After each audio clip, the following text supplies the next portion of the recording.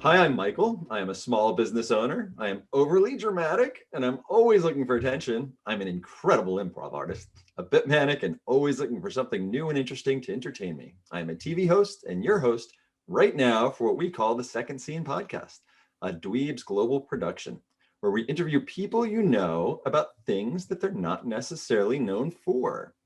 I'm here today with Vanessa.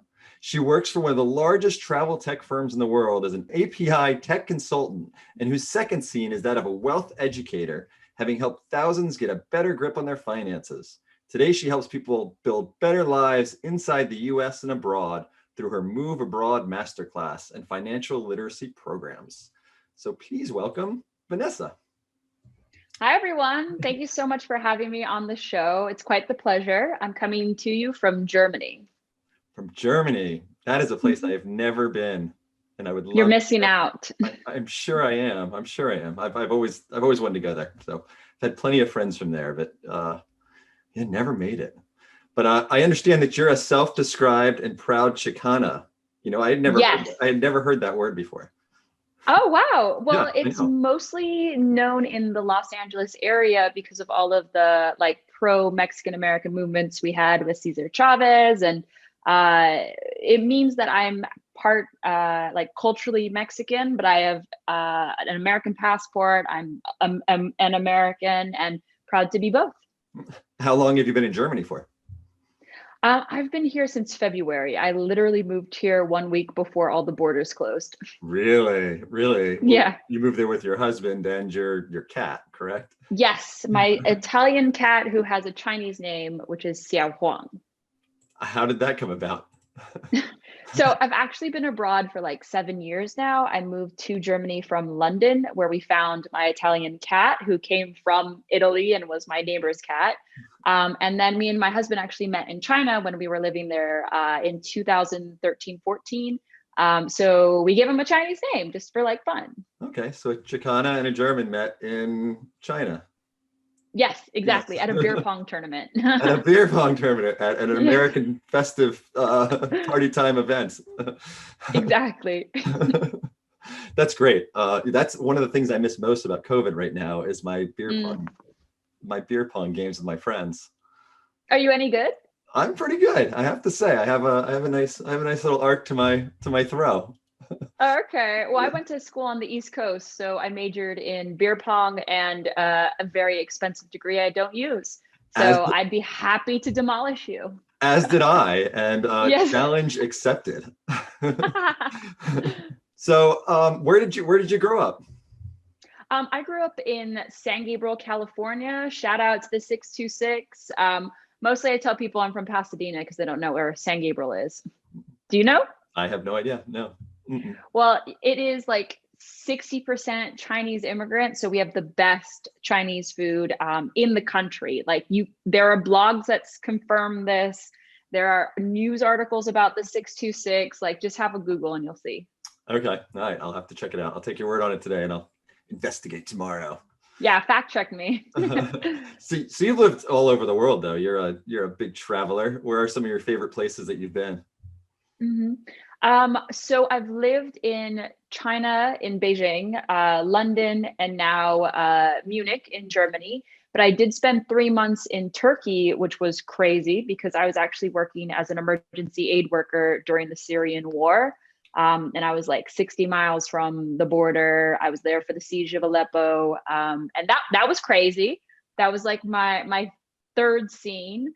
I also spent some good time in the Philippines where I did my PADI certification. I spent 2 months there. Love the Philippines. I backpacked through Southeast Asia for 3 months. So can only recommend that as well.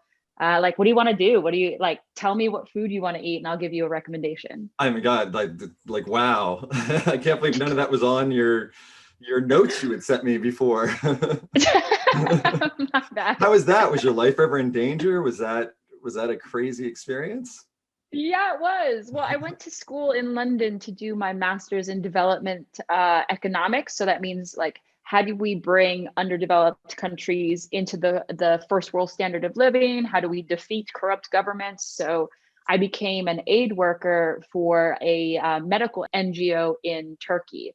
I loved the work, but it was very frustrating because not many people know this, but America has a grip on a lot of underdeveloped countries, and we give them aid based off of whether or not they'll do stuff we want them to do. So I decided I don't really want to be part of this industry anymore. Really? So you would want to provide some type of aid and you wouldn't be able to at times because of the administration Conflicts. or conflicts? Yeah, and this is when Obama was president. So I think it's important that we remember, like, no one is perfect. Everybody makes questionable decisions at some points. But while I was there, we had American troops fighting against militias that were backed by the CIA. And yeah, it was crazy. Like the Syrian war was a horrible point in our history, especially for Syria. But it really opened my eyes to the influence that America has abroad, whether we know it or not.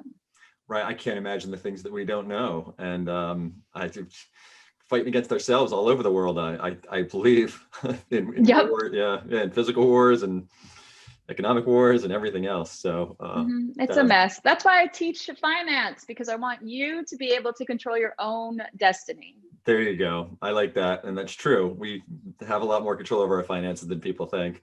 And we'll get to that. But I know that you have had a lot of trouble with immigration yourself. Oh, yeah. And I can relate to it. I mean, my wife and I, whenever we travel, we fear the big red X just on the travel documents, having to go through the separate line that takes an extra 2 hours.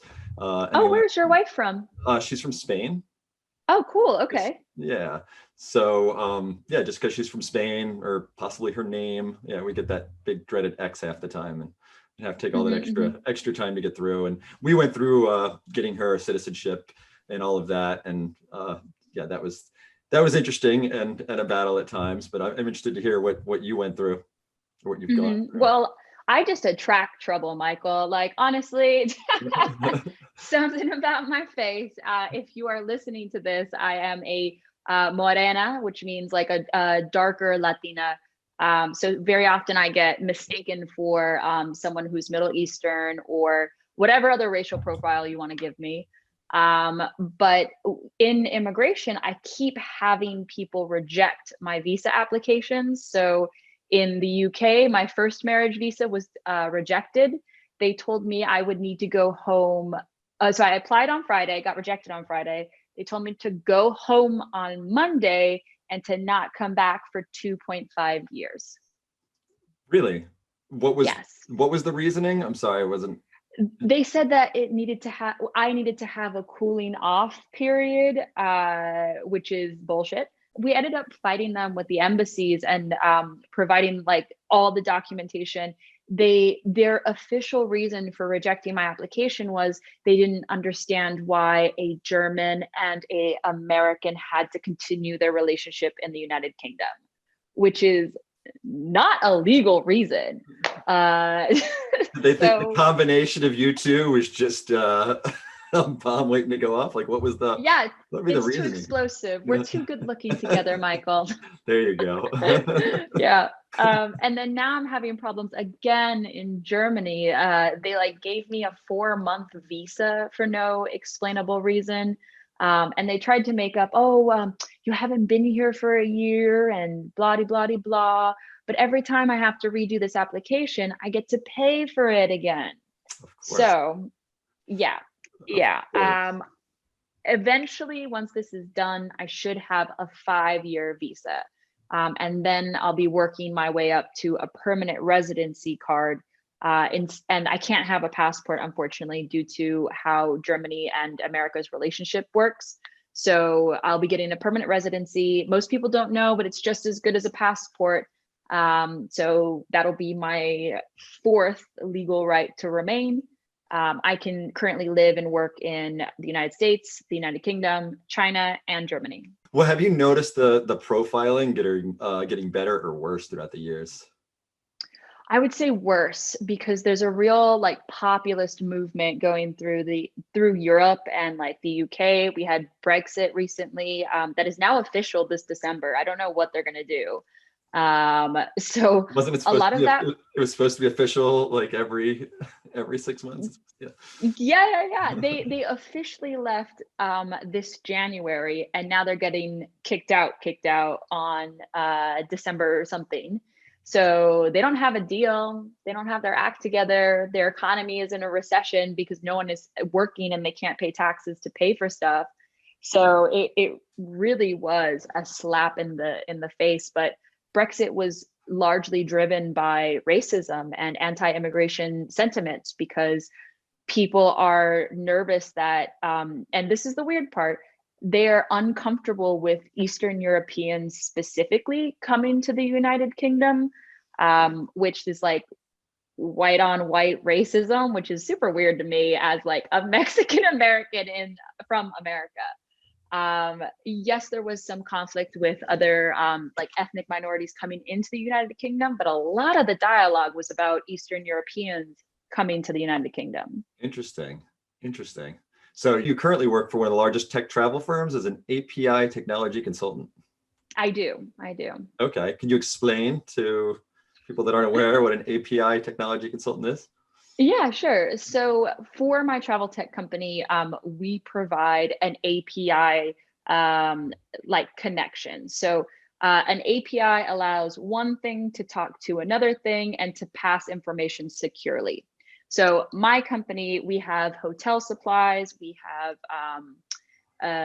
experiences, some people have flights, and through our technology, we plug into like marketing platforms. So I can't legally disclose who our clients are, but I would bet my salary that you book on a marketing platform that uses our technology to power the search of the hotel, when you're coming, what sort of dynamic prices that you're going to be shown. And so I go out to those companies and I help them integrate into this technology. Okay. So like Expedia and maybe Kayak and all of those, people wonder how they all know what Delta's flight 1257 costs and how do they all book Mhm. it. And it's all done because Expedia and Kayak's programming is connected through an API to Mhm. Delta or to the other Mhm. airlines. Correct? Yes. So I'm just gonna blab. I try not to mention who my main employer is too Uh-huh. much because I'm trying to like establish my own brand, but I work for Expedia. And so we have a travel technology that connects to other marketing platforms, which you completely understood. Mhm. And then that's how we send them the supply and the dates. And there's a lot that goes into figuring out if Michael and his wife go to Palm Springs on December 29th through the 31st. How much is that going to cost you? What are the taxes and fees? How much does the property make in response to that? What information is being passed? What about the reviews? How is the cleaning done? Everything in under a second. Oh, wow. Wow. It's a lot to gather and a lot of different places it's gathering from too. So Exactly. I was a computer programmer in my previous life, so I understand the basics of it. You Do you have don't any? need to know it. No, no, no. It's wasting part of my brain now. It just kind of takes up space. But That's are fine. there any secrets you can give us to like get deals that we should know? Is there like Get a a good secret deal? Yes, I good can. home on Expedia we Okay. can click on or? So first of all, always search for travel in incognito mode. You're gonna want to write this down, Michael. So what that means is you're hiding your IP address from us, so we don't know what you've tried to search for in the past. Not us, but I know other companies will sell your data. So if Michael Googles restaurants in Madrid, that information might get saved. And then when you Google hotels in Madrid, Google will show you an inflated price because it knows you're already interested in that. Wow. Wow. Mhm. I've always kind of told people when they've said incognito mode and mode hide yourself, I've always been like, what do I have to hide? But that Mhm. is a very good reason right there. Yeah, absolutely. And then my second best tip is book on a Tuesday or a Thursday, because that's when the best, cheapest flight pricing and hotel pricing will be released. Okay. Okay. They can actually tell, even if you're in incognito mode, they can tell that you're in your house though, can't they? So you need to. Ish. It depends on how well you hide your IP address. I go the step further. I actually turn on a VPN and drop myself in lower purchasing power countries, because they know that a Indian national will have less money to spend than someone searching in San Francisco, California. So they'll give you a better price potentially. And pretending to surf from overseas doesn't cause an issue when you're booking? You just change the currency. Okay. All right. For Yeah. those that don't know, a VPN is a virtual private network, and there's ones like Surf Easy. I don't know. There's a bunch of them that you can pay like a $10 fee or something a month, and then you essentially log into it from your computer, and then the internet or whatever you're visiting thinks that you're surfing the internet from somewhere completely different than your house. So it's a way to hide your internet, and it's also a way to, I guess, save some money. So Yeah, I discovered this in like 2013, and that's how I've been able to like fly all over the place. I thought I was a tech guy until right now, and I'm like, It just I think the secret is you're always being watched. So if you want to get the best price, you got to keep people on your toes, or on their toes. got you. So how did this lead to your professional life, which you've started on your own? How does this tie together? So I guess there's a timeline that's missing here. So I graduated from Boston College with a degree in English literature in 2013. I was supposed to go to law school, did the LSAT, was ready to go, and then I was like, I've never done anything other than be the best student and daughter I've ever been, and listen to every older adult that has told me what to do, and then just did that.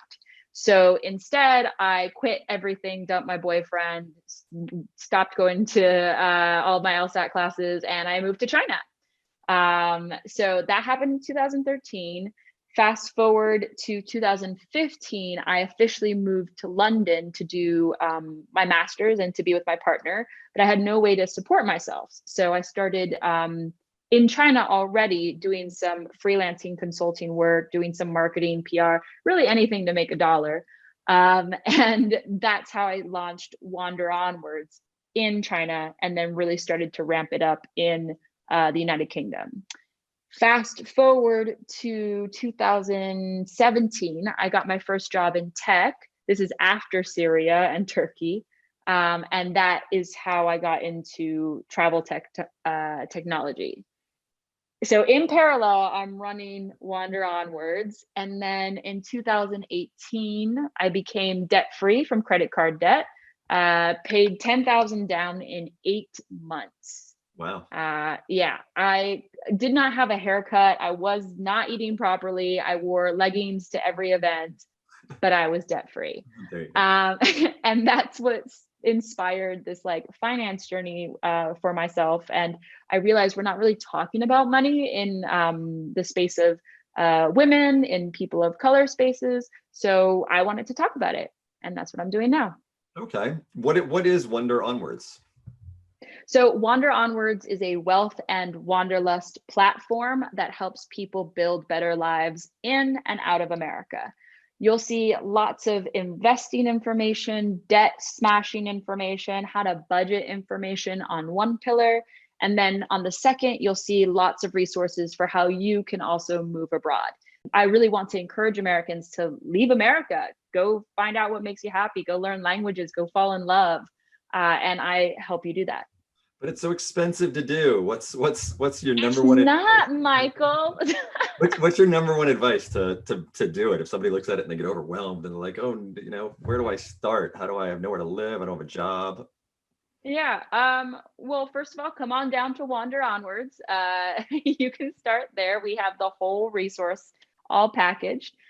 Secondly, get someone else to pay for it. You can go teach English abroad. You can go work at an international school. You can get scholarships for universities. You can get sponsorship from an internal transfer at your current job. There's so many ways to get abroad these days. Oh, wow. Yeah, those are some of the things I never would have thought of. Have somebody else pay for it. Sounds so simple. Yeah, that's the secret. So what type of clientele have you helped move abroad? Mhm. So currently, I launched my Move Abroad Masterclass at the start of the pandemic. So this has provided a little bit of a wrench in my business user case. But I've had one girl move to the Dominican Republic, Amy. She showed up on October 1st after graduating from my Move Abroad Masterclass, and she's living her best life. She just started a new job. She's meeting all these wonderful people. She's basically in her bikini on the beach all day, and I'm really happy for her. Oh, that's wonderful. That's awesome. We have a dream to move abroad if things don't go the right way in the United Yeah, States at some point. Yeah, so we'll see what happens.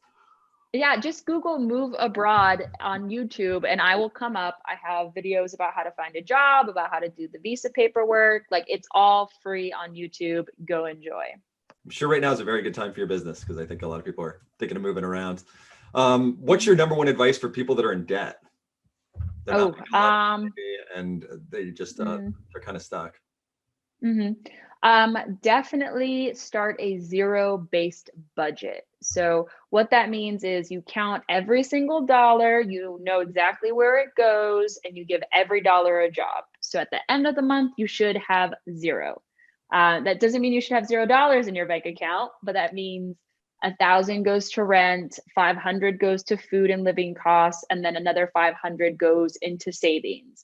And you have to make sure you hit each of those numbers exactly so you can start getting yourself accustomed to a lower cost of living and you can start delegating where this money moves. Got you. I remember one of the first lessons I learned was when I racked up a credit card debt, like one you spoke about. And Mm, yeah, number one lesson is don't let a credit card carry a debt past its due date. And then, yeah, yeah, pay it off. Don't spend if you don't have it. Don't use the credit card for the loan. High interest rate, yeah, and they're killers. it's crazy. And then people don't understand like how a principal and interest works.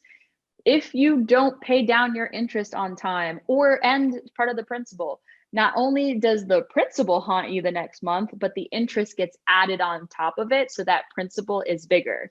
And eventually you're just paying interest month to month. And this is how it starts to snowball out of control. Right, right.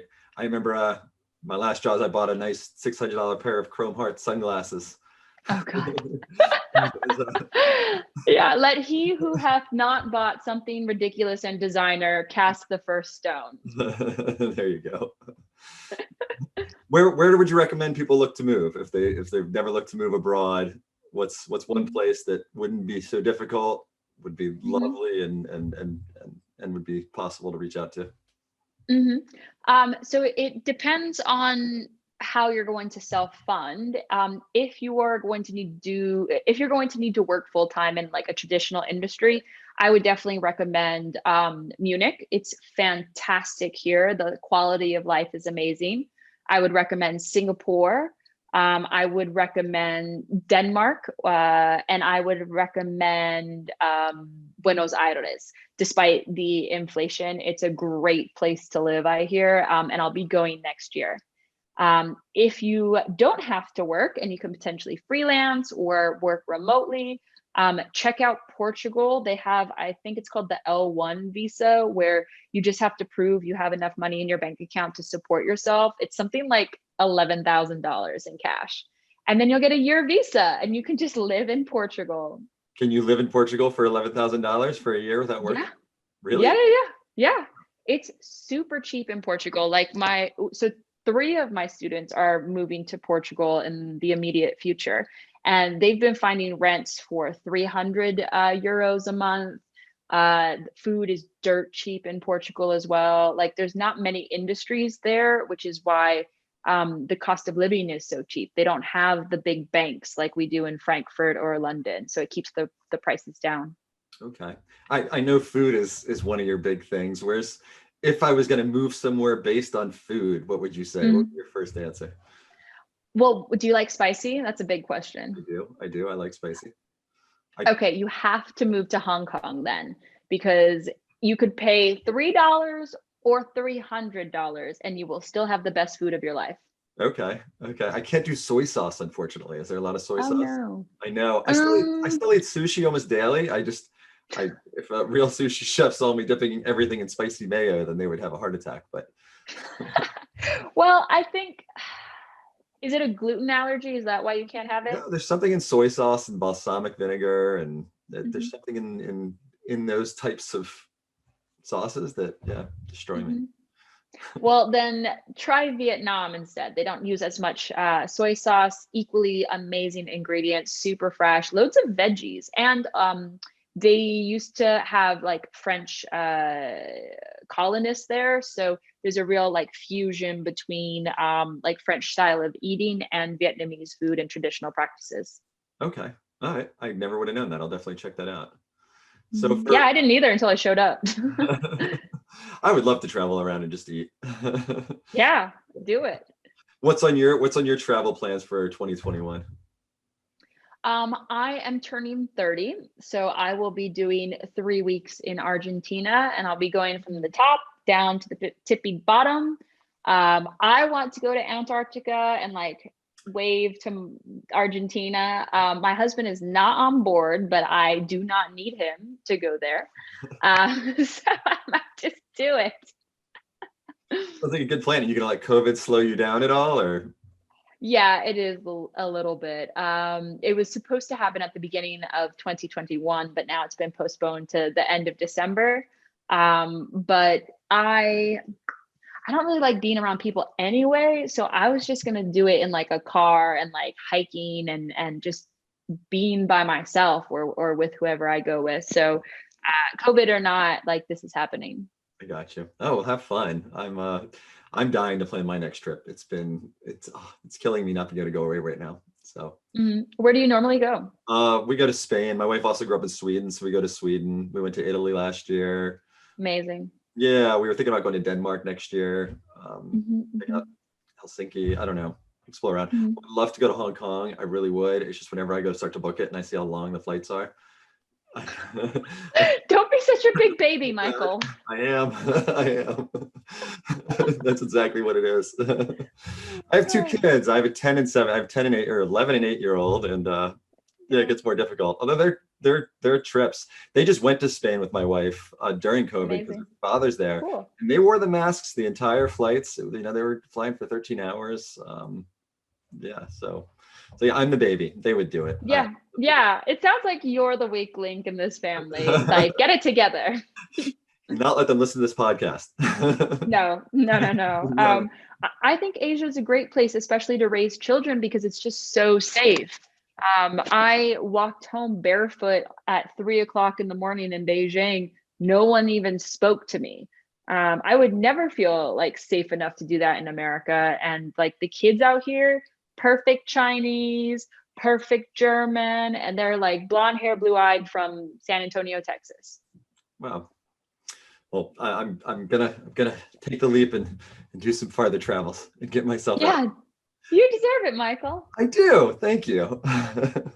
Well, for the people out there, do your move abroad sessions, are they always upcoming, or when's your next Mhm. one? Mhm. So it is a 100% online self-taught course with like videos and articles and resources. So you get to work through it at your own pace. It's designed to be a 5-week course. Every 3 times a year, I run live classes. So you do your coursework, and then on the Sunday, you join a live group of people where you get to ask your questions and get to bounce ideas off of me and off of your peers. And that's been super successful because it really builds a community. And I have a final examination where you graduate with a end-to-end 6-month plan about how to move abroad, like the actual specifics, what visa, what flight you're on, how do you get your residence permit. And my students are presenting it next week, just in time for the election. So based off of who wins, some of them might be out ASAP. Yes. How do you have time for all this? You seem to have a lot of scenes going on. Like, when do you have downtime? Did your husband see you? Are you? Uh, yeah, it's hard. It's hard. You have to be so diligent with like your time management. I say no to like friends, families, outings, but I have a bigger vision. And my vision is to retire at 45 with $1 million in my investment portfolio and several properties that I own that generate money. I will also have this business still running. So I don't have any children. We're in a lockdown. I can't leave my apartment. We're going to do the work right now. What does your typical day look like? What time does it start? Yeah. My day starts at 5 o'clock in the morning, pretty much 5 times a week. Yeah. I go to the gym until 6:30, and then I come here, shower, put on a full face of makeup, do my hair, make TikToks for an hour so I can have like a backlog of content. I answer personal emails for my business, and then I start my actual job at 9. I work 9 to 5 for my full-time job with the travel tech company. And then in the evening, I do podcast interviews like this one. I do content creation. I write articles. I was actually just published in Business Insider, and I am officially a paid writer. I finally did it with that English degree. Congratulations. Thanks, I appreciate it. You took the long way there, but yeah, I did. You loop back around. Yeah, it's never too late to have a 7th act or a 7th scene. You're looking at one right here. That's I'm on my 10th or so, right? Starting a new one all the time. You're not afraid to burn out. I guess you're doing what you love, which keeps the flame burning. Yeah, I burn out regularly. It was easier to manage the lows when I was traveling because I could just like go to Portugal, go to Poland. But during COVID, it's been really, really hard. It's just tenacity, and like I have a great therapist. So these are the secrets. I'm with you there. Therapist is key. A good therapist is key. I've interviewed quite a few. So, oh, really? Cool. No, not here. I mean, my personal. Oh. My personal life. I was wondering, tell me how you get free therapy with this podcast. Actually, just got me. I saw you have a YouTube, you have TikTok. What do you say to people that are just starting out that have, 1 follower or not even? How do they keep going? How do you get up every day and do that at 5 a.m? Pick one thing and do that thing well. I would say start that. The Instagram is that for me. I really have an understanding of the platform. I have a lot of loyal followers. I have paying customers there. So that creates some space for me to focus on new revenue streams, which I'm really focusing on passive income. So YouTube, you get paid for your advertisements that are played in the middle of your video. I started with 0 YouTube followers. I'm at 500 now. I've only been doing it for 4 months. So I feel really proud about that. That is very good. Yeah, that's I think that's very good. Very great for organic growth too. Yes, exactly. And then on TikTok, I started again with 0. I started 3 weeks ago. I have 200 followers, and one of my TikToks went super viral. It has 25,000 views already, and it's only been up for a week. So they didn't stay, which is annoying, and I got to figure this out. Great. But I'm already getting the traction. I'm seeing the growth. So I'm just full steam ahead. Hi, is there anything else we should know about you? This has been great. I really appreciate this. I'm glad. Well, one thing that I would love to plug is I am launching a financial fluency masterclass this December 21st at 2:15 p.m. My TikTok astrologist said that this is like some sort of line crossing with Pluto and Jupiter. So if you launch on this day, it'll continue going on for 200 years, and this whole like cross of planets won't happen for another 200 years. So that's what we're doing. We're gonna take a chance on astrology. But it is a 20-day course that'll teach you everything you need to know about money that we should have learned in our schools. And it'll create the foundation of what you need to know about debt, credit, interest, investing. I know a lot of people are very curious about how to invest. I invested 20 grand by myself this year, post-tax. So it's been a long journey. Well, I went through some of your YouTube videos, and you have some great advice out there for traveling and for finance. So I highly recommend people check that out. So this has been Second Scene with Michael. Thank you, Vanessa. You blew my mind a couple times with things. I'm Especially, glad. I'm finally understanding incognito. I never saw a reason because I was like, I'm gonna hide. I'm gonna hide from the corporate people. And you can check out Vanessa at wonderonwards.co. That's WANDERONWARDS.co. You can also find her at startyourgreatescape.com. Yep. All right. And if you want more no-nonsense advice or free one-on-one mentorships in anything from resume writing to mental health, send us your contact request at dweebsglobal.org and we will pair you with a mentor.